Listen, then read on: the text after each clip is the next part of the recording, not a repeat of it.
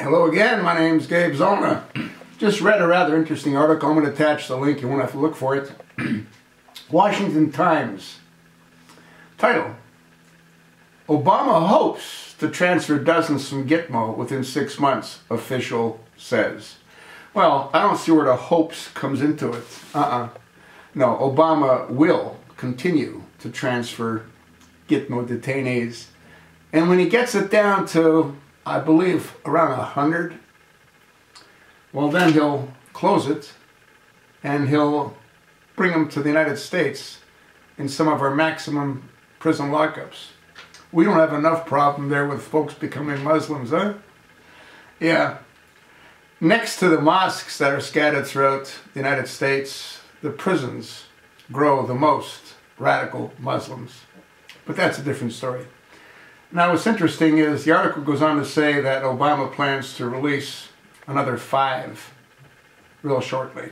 Now, there are some that can't be sent back because they're just too radical.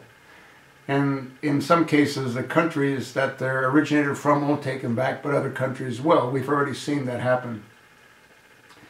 Obama says that it is something that continues to inspire jihadists and extremists around the world.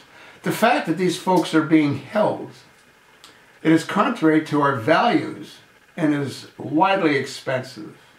We spent millions for each individual there, and we have drawn down the population there significantly.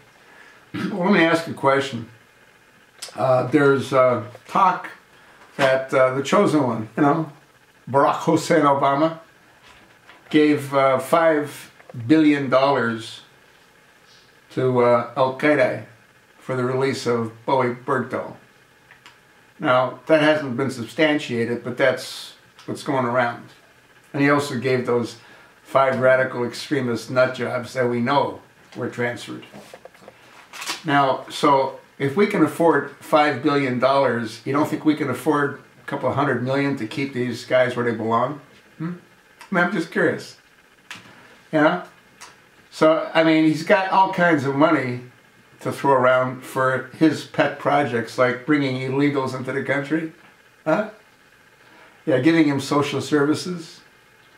But he doesn't have money to keep people that were responsible or participated in the downing of the Twin Towers. No, that's a different story. We can't spend money to keep them contained.